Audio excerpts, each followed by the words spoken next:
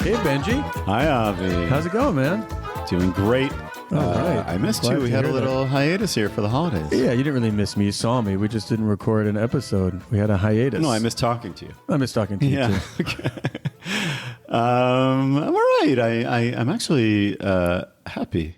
I'm happy to hear that. I'm happy and sad at the same time. I'm happy for a little reason. Can't you just be happy just for a minute? Okay, you know Sarah Green? I do. Wonderful woman, lives in our town. She does. Okay, so I'd say like a year ago, she invited us over for something. Mm-hmm. A little soiree. And I left my sunglasses there at her house. And I was like, oh, I'll get them. You know, I'll pick them up at some point. And she saw me like a week later, and she saw I was wearing different sunglasses, different style. Mm-hmm. And she said, I'm never going to see you again now because you're so lazy. I was like, what are you crazy? I'm going to come by. 1,000 times I've thought of going to her house and getting my good sunglasses. Never did. Recently thought about it and said, you know what? She probably lost them. She invited us for Friday night. It's fun. And she said to Farah, coming Friday night? Yeah, she said to Farah, my wife, or my Isha, as you would say to our Israeli audience. Yeah. Now you're translating for Israeli. Rayati. Batzu. I don't own her. Anyway, she said, oh, and Ben, she can pick up his sunglasses. Boom. That's amazing. I'm back to 2 pair. I haven't seen Sarah Green around in about a year, but it could be I just didn't recognize her because of the new sunglasses she was wearing. I hope she hasn't been wearing them around. You want them? I mean, you want them to be fresh. Oh, I hope she's been buffing them. Yeah. All right. Well, thank you, Sarah. Anyway, don't forget them this time. No, it's at night. I don't wear my sunglasses at night. Now, a lot has happened just in the past week. It's been a nutty week. It's been an above average, and by that I mean below average, nutty week. Right. Yeah. So, I mean, first of all, there's the war still going on. War still going on. Soldiers in Miluim, soldiers in their Sadir service, their regular service in the north and in the south. Yeah. Still going on. Although I've heard that we've lowered the number of soldiers in Lebanon. Okay. Yeah, someone in Hezbollah has told me that on Telegram. So apparently, like maybe less is happening there. I don't know. I actually had a weird situation yesterday. So we've had a couple rockets in our area. Yes. Our area is Raanana. Right. One of which was at 2:30 in the morning. And I thought we had like an unwritten agreement with them. Like, you can try to kill us, but don't wake us up. Right. Like, they never do the late night thing. I really woke up. It was like really loud. The sign's very loud at night when it's quiet. I think that's good. My son had 2 friends over. He's in 12th grade. Yeah. And it was my son in his bedroom and then 2 kids sleeping in the other bedroom. I don't care about the sleeping. No, but it's important because the siren goes off and I wake up the guests and my son. I'm like, get down. We got to get down to the safe room. You're a hero. And wait to the end of the story. Okay. Anyway, you trip them on the way down. We woke them up. Anyway, we get there and only one of the friends made it down. The other, I'm like, where's the other guy? And he's like, he didn't want to get up. He's staying in bed. And I start to go out to go get him, and then the booms happen. But I really should have still gotten him because, like what happened in Raanana this week, is that a rocket that was intercepted fell right into a car. There's pictures of it. Yeah. But that could have gone through the roof. Yeah. Anyway, we went upstairs. He's like, I assume I want to make a big deal about it. I'm like, I'm not his father, although I was his loco parentis. I don't know if legally you were because he's in your house. Loco parentis is like a good gang name. I'm loco parentis. Yeah, for dads. Like low-rise jeans. Yeah. Sagging. Loco. There's a Key and Peele sketch about Loco. Okay, go on. Where you're zany and it's not Loco. But anyway, I'm like, so I don't want to criticize him because maybe he doesn't come down in his own house. And I'm like, but then it came up and I said, well, you didn't wake up. He's like, you didn't wake me up. I said, we even put on the air raid sirens. Yeah. They might have been high. A lot of kids do. I thought so, but they weren't. They weren't high. There's no way to know. It's a good kid, actually. We had a very interesting discussion at the Shabbat table the following day. Sabbath. He was very well rested. Yeah. So he had an advantage. I forgot exactly about what, but he was very about like something I like to talk about a lot. The improvements that need to be made to the Israeli system of government. How ministers should not be elected. Sounds like a great conversation. We more than touched on it. We like grabbed it, held it for a long time, and we'll never see it again. We did that conversation. Until we get a guest, and we're working on it. Yep. An A-lister. Yep. Coming soon. An expert on Israeli politics. I didn't want to talk to this person about that. Which person? No, the special guest. But we will. Okay. Anyway, this last rocket attack, which was 2 days ago, it was like yesterday. Okay, yesterday, right? Middle of the day. Time flies when the missiles fly. Yeah. And I was in my car right by the main juncture here at Summit Raanana, heading toward where the lights are, and then the sirens go off. What do? I put it in park, run out of the car, and run toward like this wall that's on the side of the street. I crouch. Okay. First of all, the first thing I notice when I crouch is everybody's following me to my wall. Okay. I don't know if that helps or not. Okay. But we all made the same, like, it was a mistake. Was it a wall blocking you from the north or from the south? It was blocking me from the south. So that was a mistake for them to follow you. We just ran, after me. And then got down, suddenly realized the sprinkler system was on all the flowers we were like crouched in. We all got wet. And poison ivy, probably. Thank you, Hezbollah. And suddenly, boom, boom, boom, boom, boom, the explosions. And then I looked up. They were right over our head, and also slightly north of us. And so then what do you? First of all, put your hands. I on actually your head. think it's a good thing to be out there sometimes for it, because they're trying to kill us. Yes. Like when you're in the shelter and you hear this like muffled explosion, and then it's just a siren. And it could be anything. But here they're really trying to hurt us. And then I'm like, so what do? Do you run away from, if you're right under it, because stuff could fall on you, you run away from that area? Let's start with what not to do. First of all, don't run towards the sky. That would be my first advice, and you followed that. No, I was in Clark Kent mode. I was not running anywhere. And then try to get under something. No, there's nothing to get under. You get away from your car. I know a guy who, when the Iranians attacked, I just met him this week. I hadn't seen him since then, and it came up like this kind of conversation. What do you do? And he was racing to pick up his kid from a bar mitzvah or bat mitzvah or something, and then he found out from his wife that there was a shelter at the bar mitzvah, so that was fine. And then the sirens went off, and he was on the road, and he went into, I think it's called a culvert. Okay, you don't get to use that very often. Nope. And in the culvert there was a drainage pipe, a massive like water main or drainage main, sewage out of concrete. That had not yet been buried, that they were in construction. And he went in, and there was a Filipino worker also in there with him. And they were together in a drainage pipe in a culvert in the most massive missile attack in the history of the world. Exploding metal makes strange bedfellows. Yes. Yeah, you could end up with anyone. I fantasized what one could end up with in one of these. Yeah, it's going to be amazing. In a sewage culvert pipe. But anyway, I was saying, it is good to remember what's going on out there and what the North is facing, and you just got to be outside for one of these to see it. Now, that thing that landed in Raanana, it basically showed a massive, I guess it was the body of the interceptor of the missile itself that landed straight down in the driver's seat of a car. Right. And by the way, you should always sit in the back seat. Like, this is another proof that like those are the safest. You should have a driver. Everyone around that seat would have been okay. In the back seat. The front seat would be dead. Right. Always sit in the back seat. That place is incredibly close to the Raanana Mall, and a lot of people who visited Raanana were within meters of where that thing. Right. But also, that's an indicator of how much damage. That's the metal without the explosive, right? The explosive is gone because of the interceptor. Right. So it's all dangerous. Horrible. It's dangerous. It's dangerous. Right. It turns out missiles are dangerous. Yeah. It's another thing. There's no Surgeon General warning on missiles, but they're bad for your health. We shouldn't even joke about this. The only reason we could joke about it is because we didn't get hit by a missile. That's true. I was a little scared, though. Yeah, it is legitimately scary. Now, we had this little election in the States.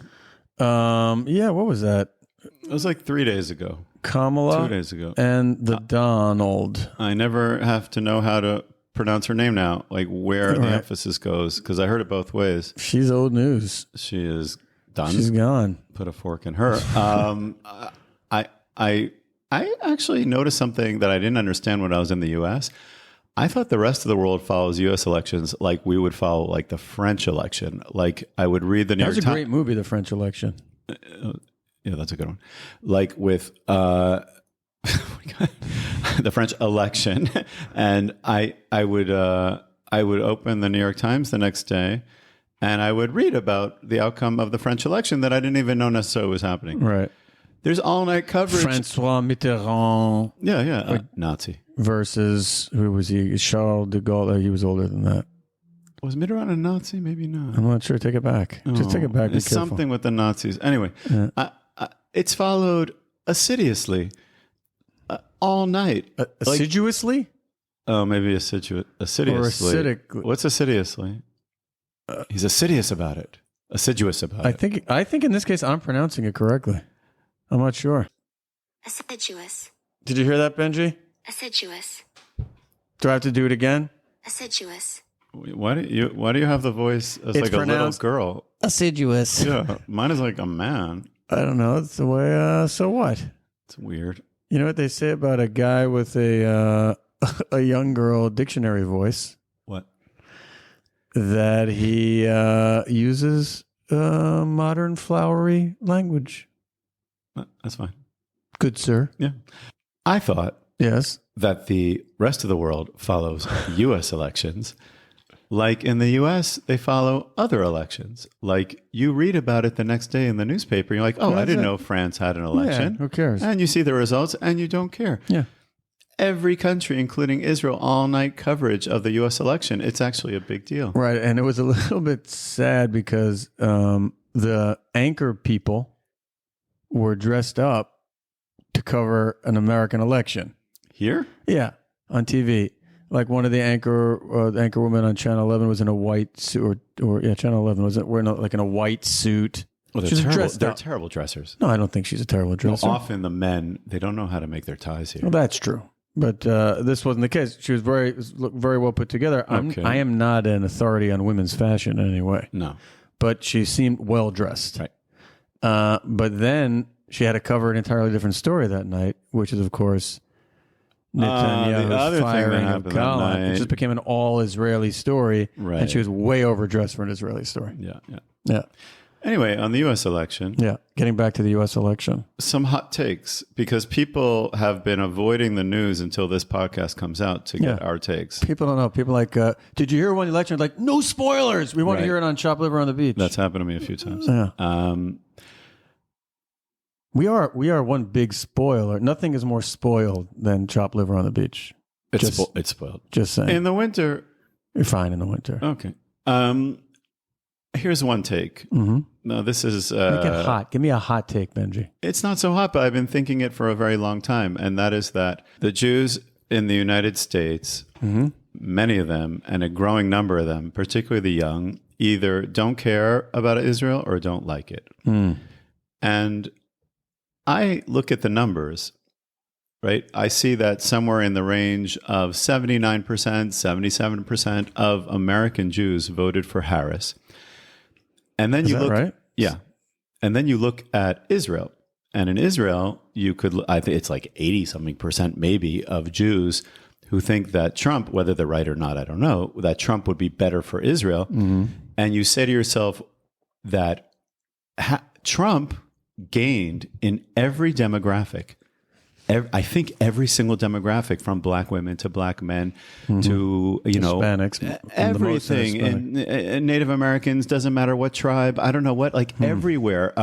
Male men, he gained everywhere for all kinds of reasons. Postal carriers. Thank you. And stewardesses.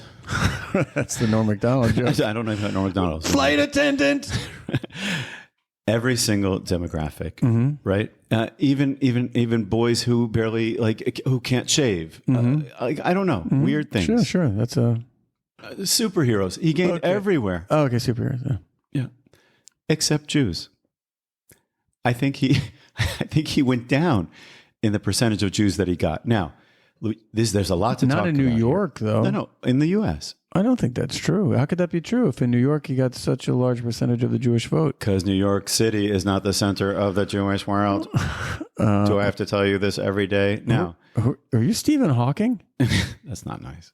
He's dead. He wasn't a very nice person, I don't think, especially to the Jews. Stephen Hawking? Yeah, Google Stephen Hawking Jews. He might have been misunderstood. It's hard to understand him. Now, what does that tell me? It tells me a couple things. Mm-hmm. First of all, if I take a step back, Trump's terrible in all the ways that we know he is, and we're not going to get into that. I'm not sure I agree with you about that. And I'm not just being contrarian, I'm being careful because he's president. Go on. Meaning you think he's like a good... We don't need to talk about Trump. We will. He's growing on me. I have to admit he's growing on me. Okay, that's a problem with you. Trump is terrible, but the consensus was that when you compare him to the disaster that is or was Kamala Harris, that on the one issue of Israel, the hope is he'd be better for us. The way I look at it is Kamala, like there was a strong likelihood that things would get worse for us in terms of the U.S.-Israeli relationship. Mm-hmm. With Trump, there's a likelihood it would stay the same or better, but also a chance it could get horrible because he's so impulsive and he could do whatever he wants, and he doesn't take advice from anyone, and he's flint-skinned and egotistical and really cares. Flint-skinned, yeah. Related to the Flintstones? Can you be, I think, thin-skinned? Did I say flint-skinned? Yeah. Oh, I don't know. It's too late at night. Does that mean he can light a match on his skin?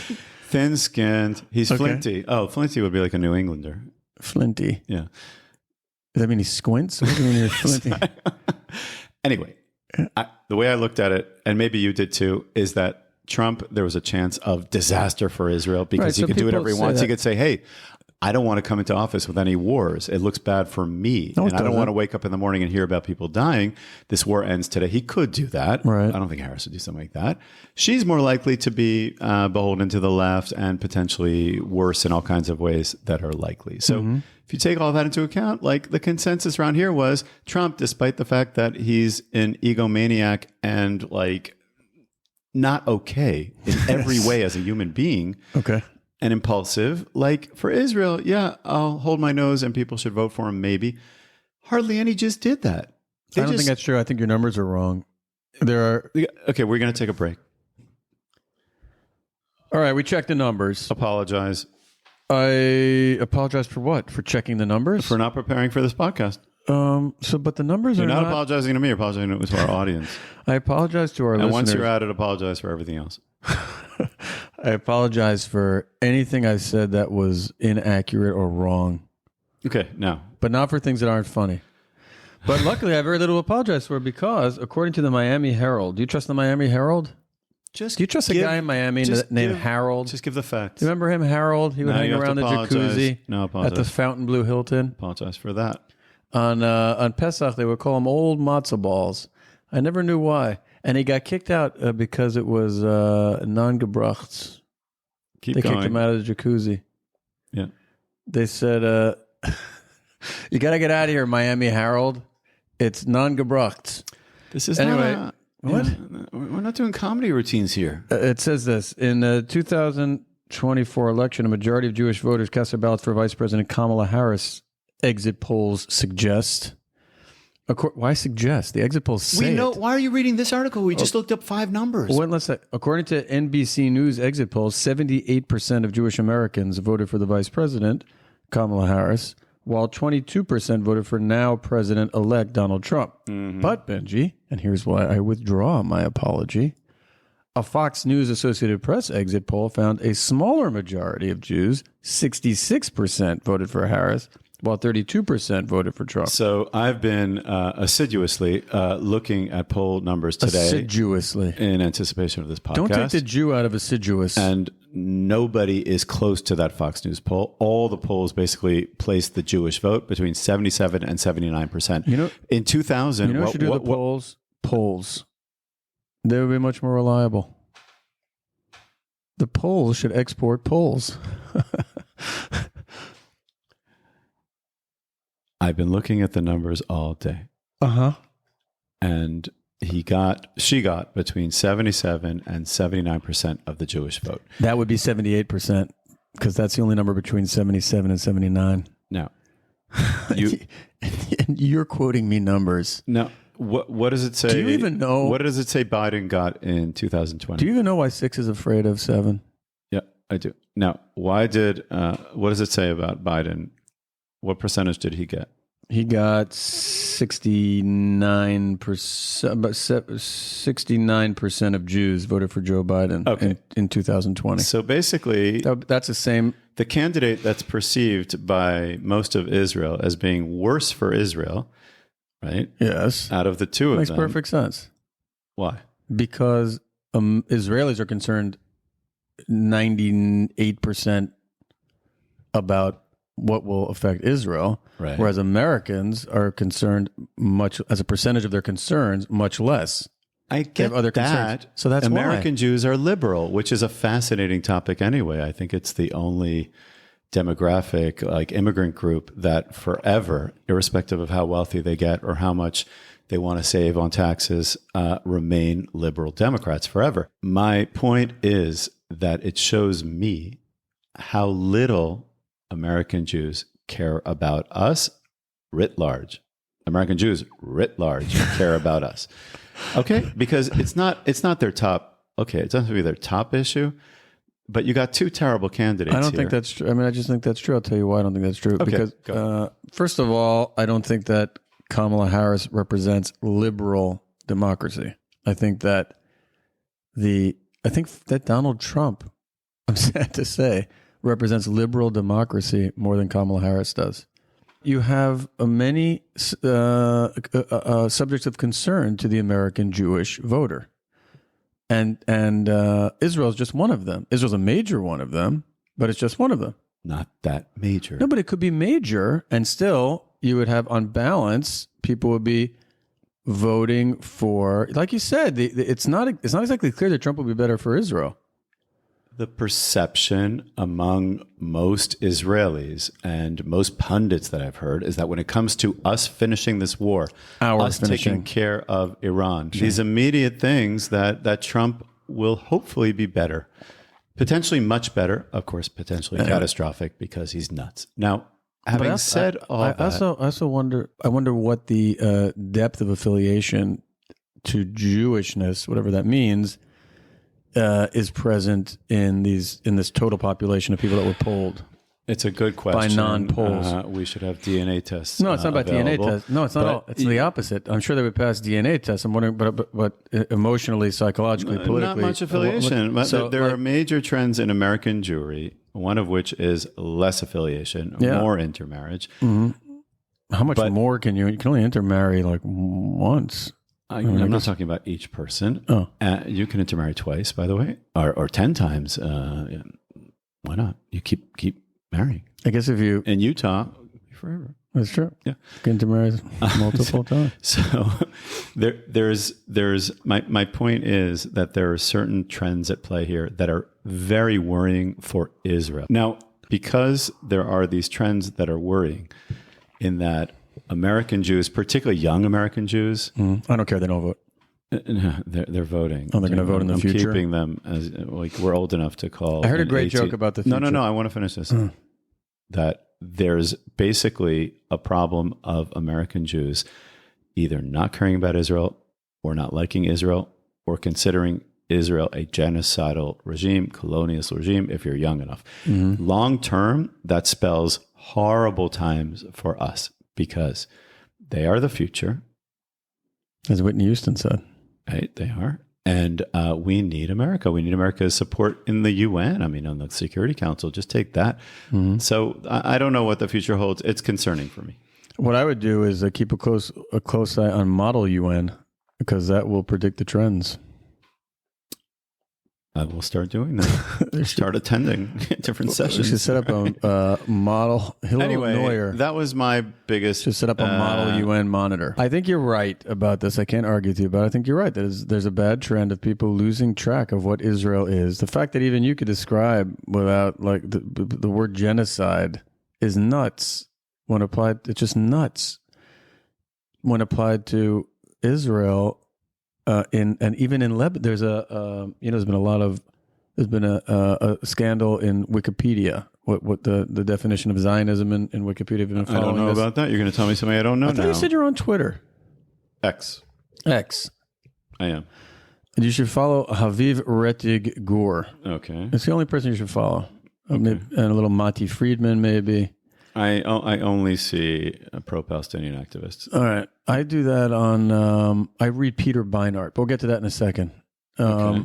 And so if you would be following what I'm following, you would know about that they've hijacked the Wikipedia page about Zionism. It's just what you described. But there's also a page about You didn't explain. What did they do to the page? They made it all about the colonialist, woke version of the lies about Zionism, and which are just lies in their face. It's not an argument. There's not two sides. It's not a rational argument. I don't know what they wrote.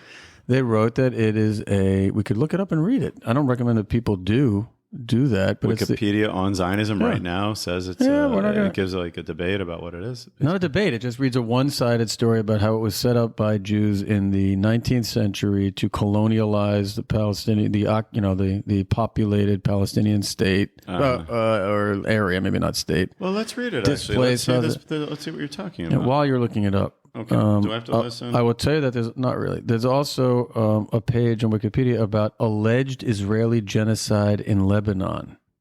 Okay. Now, genocide is a word that has been taken by Jew haters to, at the same time, dilute the genocide of the Jews in the Holocaust and accuse Israel of the most terrible crime, which was in fact committed basically only against the Jews.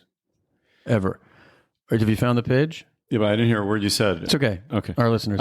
Zionism is an ethnocultural nationalist movement that emerged in Europe in the late 19th century and aimed for the establishment of a Jewish state through the colonization of a land outside Europe, with the rejection of alternative proposals for a Jewish state. It focused on the establishment of a homeland for the Jewish people in Palestine, a region corresponding rejected to other countries that Jews could have had a state in.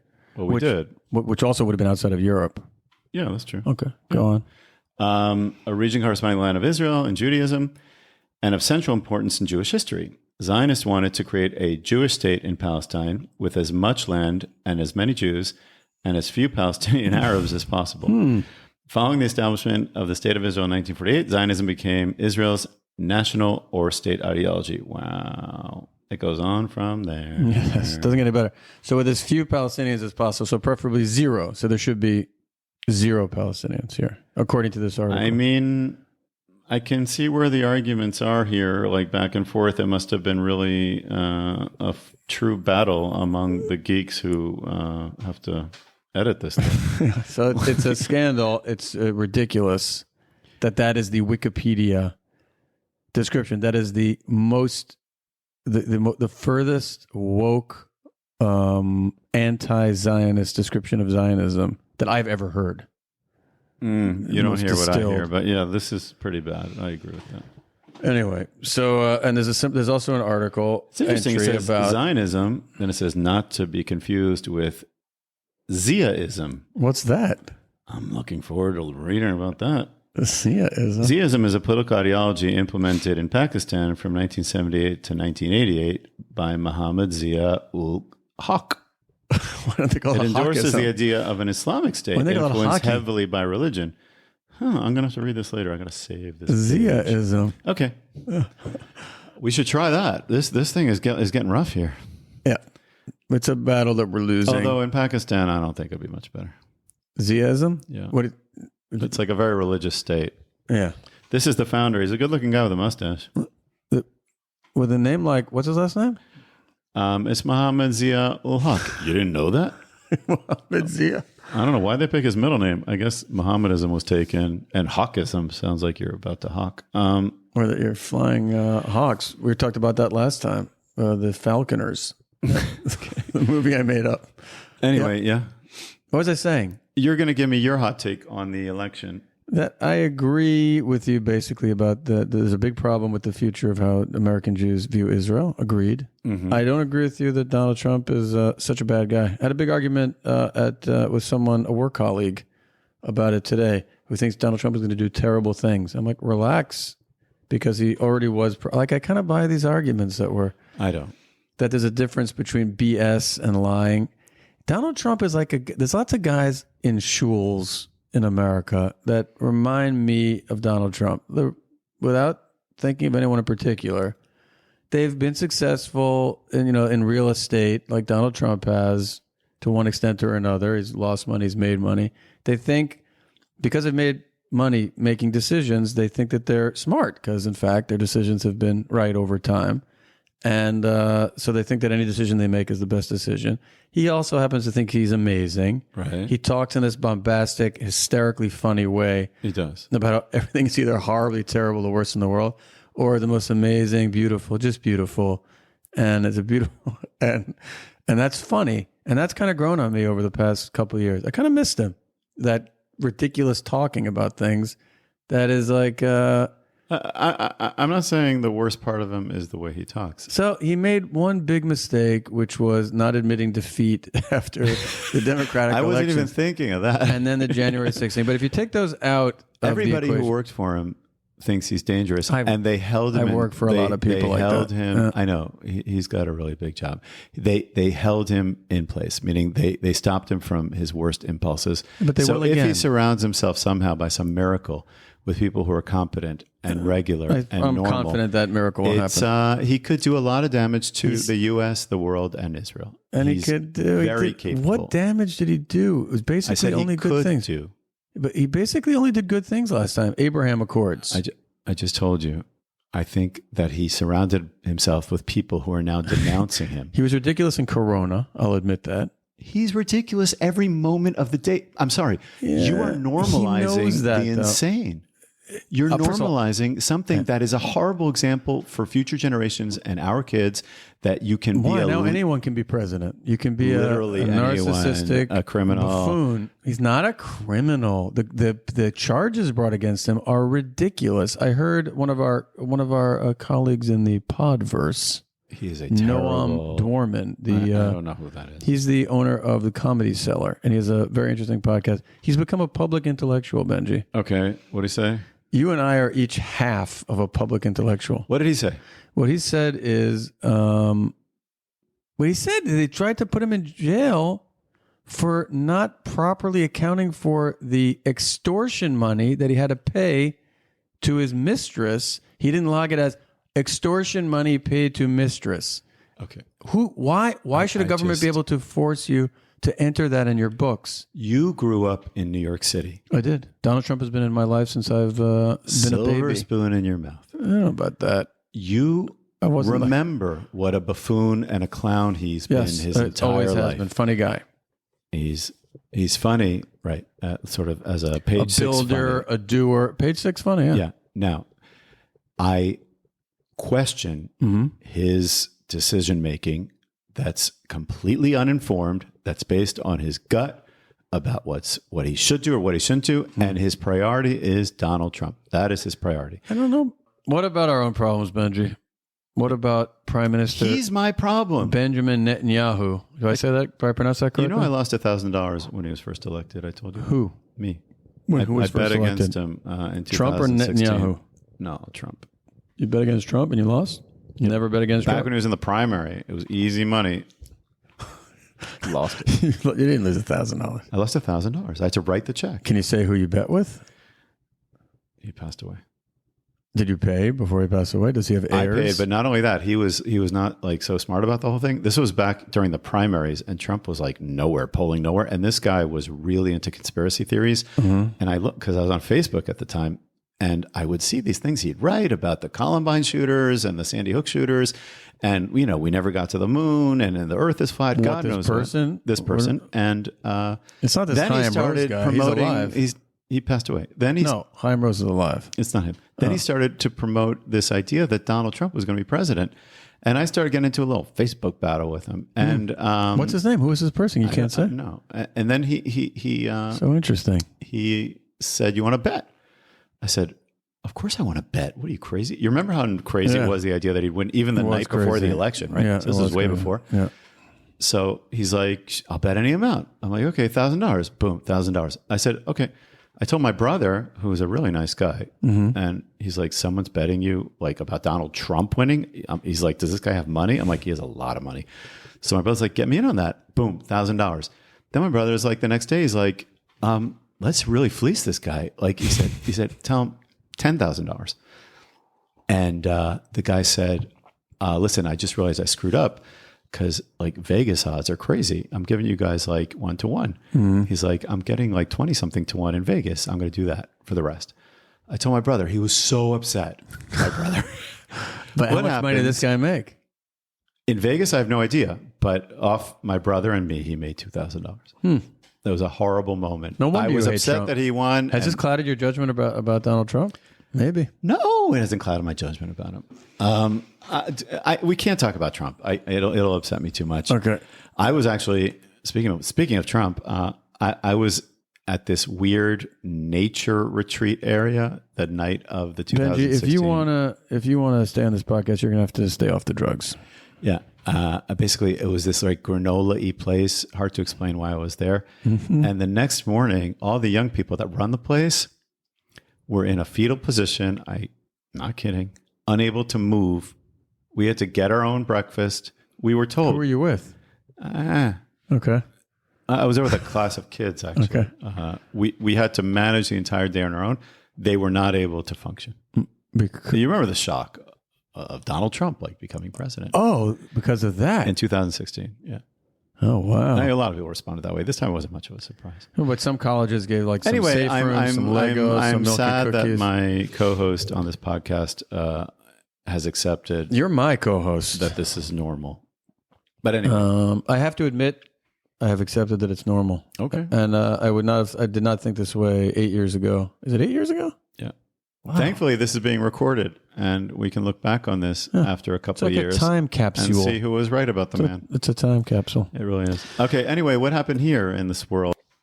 Benji Hain, Benjamin Netanyahu, your prime minister, fired your defense minister. That upset me.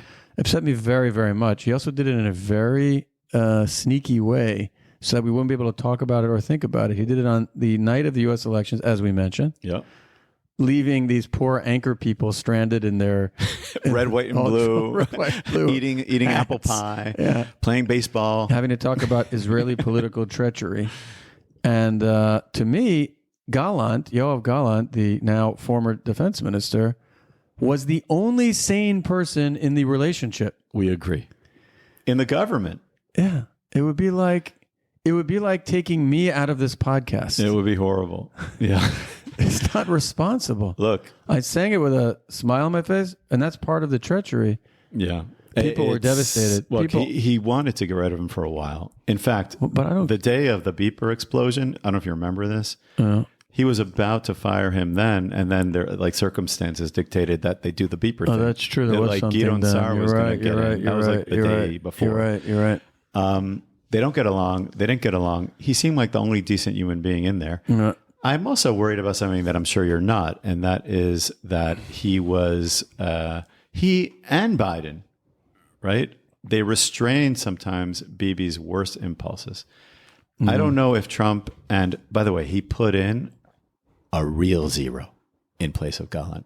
This guy, Yisrael Katz, is a nothing son of two nothings. If you don't have a defense minister, Yoav is a good name. I have a son named Yoav, so I'm a little biased, but Yoav was a general in Tanakh. That's the Israeli Bible, the Jewish Bible.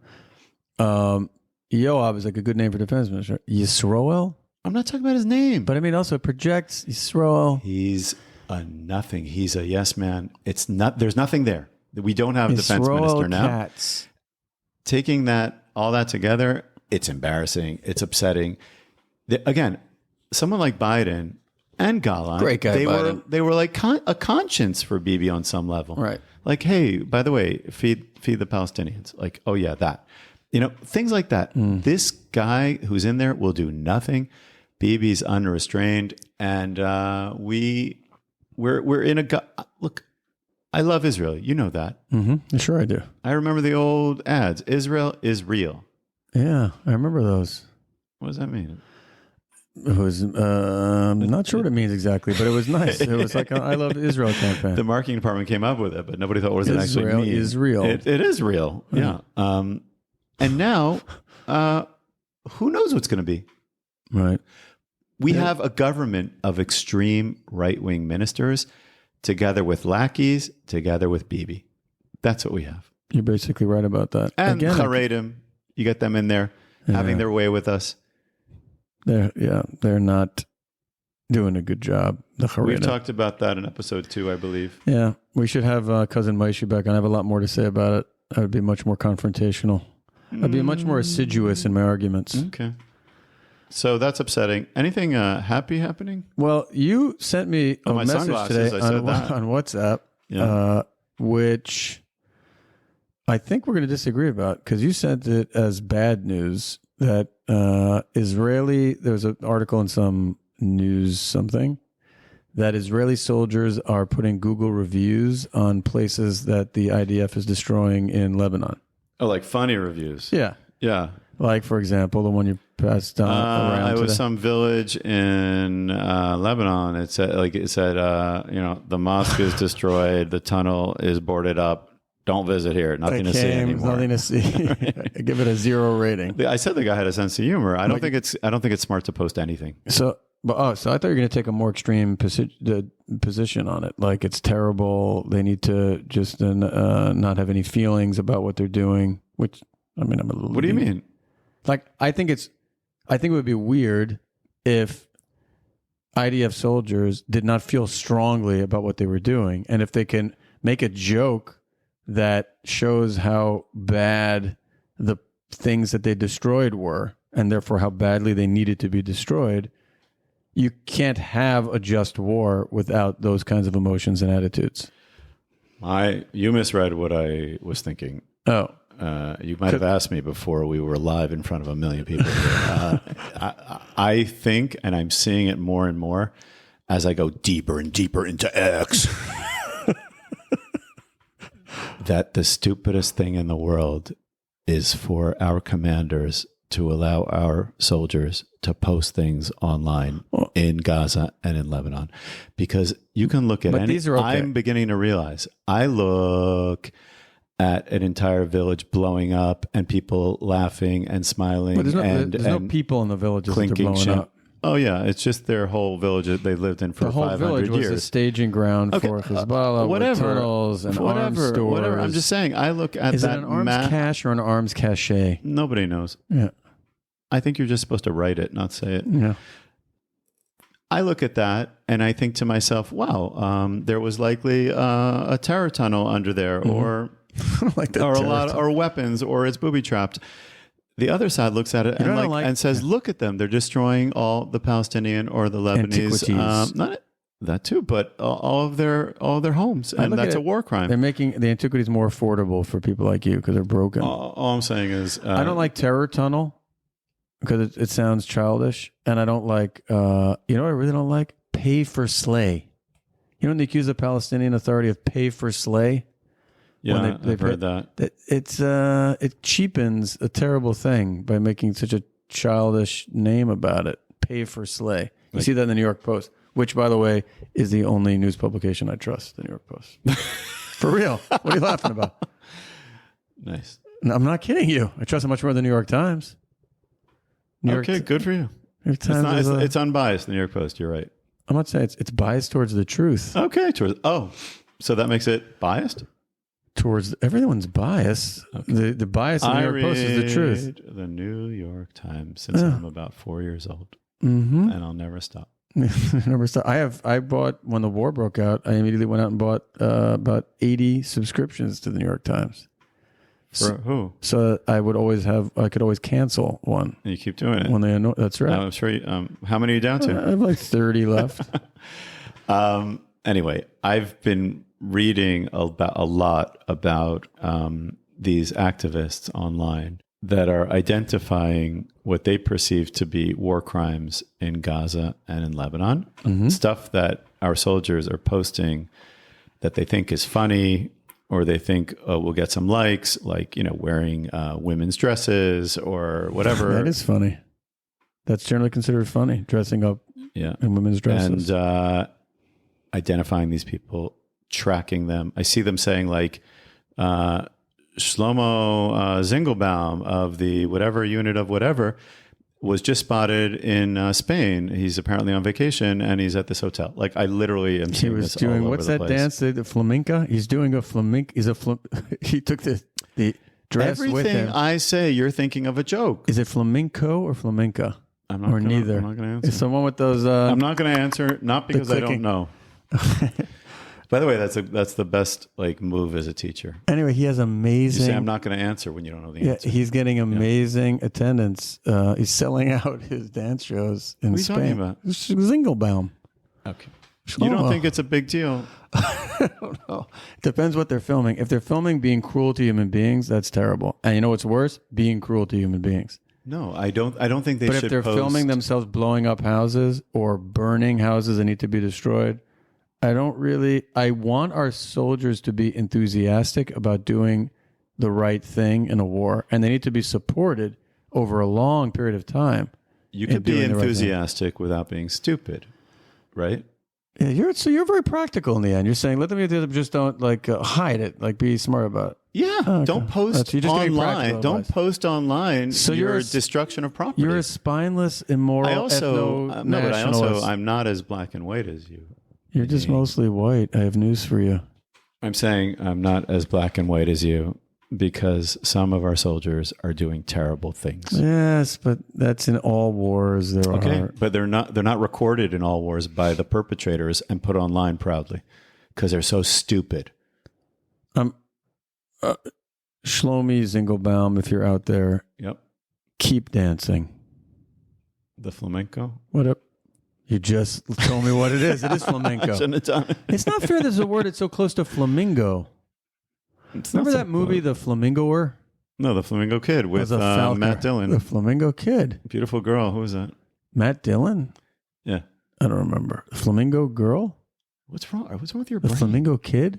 Do you know nothing about cinema? I don't remember the Flamingo Kid. The Flamingo I remember Kid. the Frisco Kid. Also good. Great movie. Harrison Ford in that movie is like I mean this in the nicest, most respectful possible way. He was kind of the dream Shabbos guy in that movie. He accompanies Gene Wilder. Yeah, right. Do you know you've watched the series The Bear? I don't want to talk about it. The chef guy? I don't want to hear about it. The protagonist, that means the main character. Yep. In The Bear, Yep. put him in your mind's eye. He's a younger, buffer version of Gene Wilder. Okay. I haven't seen it. Imagine you could just do the same thing with Gene Wilder in like with super close-ups. I have another theory about that. It's the male version of The Handmaid's Tale. In that, it's just mostly close-ups of the protagonist's face. Same about the bear? Yeah, I haven't seen it. this is not a spoiler. I'm not going to watch it. Oh, it's cinematographically interesting. You want a movie There's recommendation? great shots. All on, cooking shows are great. You know Amazon Prime? You have that? I do. I think my wife and I each pay for Amazon Prime. Smart. Okay. We're geniuses. So there's a movie that I saw way back when it came out called White Ribbon, The White Ribbon. The White Ribbon. Yeah, who doesn't watch The White Ribbon? I just rewatched it. It's the biggest downer. It takes place in a small town in Germany pre-World War I. I mean, it is like devastating, and it tries to get you to understand the mentality that existed, sort of leading into World War I and World War II in Germany. It's an amazing movie. The White Ribbon. It. No one else, I don't think many people have seen it. Any connection to Ribbentrop? Wasn't he the foreign minister? Wasn't he Hitler's foreign minister? He was champagne salesman. Yeah. Is there anything I would say He was that a you would just champagne respond salesman? like normal? He was a champagne salesman? Yeah. Don't mess with me on history. Want to know something about champagne? Sells itself. Probably. Sells itself, I champagne. guess so. Okay, Avi, this was good. Question about the Ukraine war, Benji. Yep. It's a what war? Where- They just lost. Where on earth? No, they literally just lost. Where on the earth did they second get that all man that- was elected. The empty whiskey bottles for the you think Molotov he should- cocktails. By the way, Molotov cocktails isn't a cocktail a mixed drink by definition? Yes. Bam, as you would say. It's just gasoline and a wick. Gasoline and a wick. That's not a cocktail. That's like bourbon in a napkin. So what would you call it? A Molotov? I would call it a Molotov tall drink.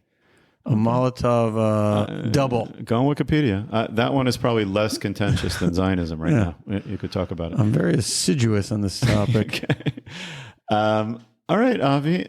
This was good. Well, let's just end with one happy thought about Trump. He's going to end the war in Ukraine. You're happy about that? I am, because that war. But then people are going to start asking questions like, his line and all those America Ukraine, all those America firster. Their line is all these nuts that are now in power is basically you used to be able to count on the Republicans to be at least pro-war. Now they're a bunch of populists. They're nuts, but they keep using the same lines like, why should we spend money overseas when there are, illegal immigrants coming over the border? Mm-hmm. And that works for Ukraine. But then they're like, hey, wait a minute. That thing in the Middle East that we keep giving them tens of billions of dollars, what are we doing there? Mm-hmm. You think that's next? Yeah, I think that, unless you have like someone who is really not thinking too much, that's your next thought. Mm-hmm. Good luck. But I feel lucky about that because it requires the next thought. And that doesn't no always. offense to any of our American listeners. But it'll be good when Trump ends the Ukraine war, because that war, although it started it was so simple and almost quaint in the beginning. I don't mean to belittle it in any way, but remember like the early images of it was just like the local Ukrainians throwing the homemade Molotov cocktails in air quotes, which are really just a straight drink. At the slow-moving Russian vehicles, and I don't remember that ever. Oh yeah, in the beginning, anyone throwing Molotov. Yeah, there's like piles. They were stockpiling the Molotov cocktails. I missed that part. Anyway, now for a while already, they've been firing missiles at nuclear power plants, which is insane.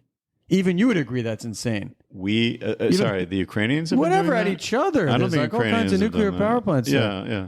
That's crazy. Like nothing good can come out of that, except actually, if they hit one, it could cause a second Chernobyl, and then HBO could do a sequel to Chernobyl, which was fantastic. I think you've used that joke in the past. Not on the show. Yeah, not on the podcast. I've heard you say it more than once. Yeah, because you've heard me say it a lot. But. All right. Well. All right. This is a wrap. This is a wrap. Enjoy. I would like to say enjoy. Have a great rest of the week. Great rest of the week. Good luck to President Donald Trump. Good luck to everyone. And good luck to Yisrael Katz, Israel's defense minister. Oh, don't say that. And good luck to Yoav Galan on whatever's next. I really liked him. I really do too. He did a great by the service, and I hope he continues to. He had the moral fiber. Mm-hmm. At his age, you need fiber. The second I said fiber, I knew I wouldn't get away with it. Like I have to choose my words so carefully. Yeah. To go to, let's say, Be'eri right after October 7th, yes, and take it, meaning the locals came to him and they were yelling in his face, and he just apologized. He met with the hostages, the hostage families all the time. He seems like a good person. I agree with you. I agree with you. Well, how many are there in politics? And we needed him there, and we need Bennett back. So bad. Oh, that could be our next episode. We should get former Prime Minister Bennett on the podcast. I think he might listen to a previous episode, or he might hire someone to do it. I think we're at that level. Trouble. Okay. All right, everybody. Have a great rest of whenever you're listening to this. Have a great rest of whatever. Bye.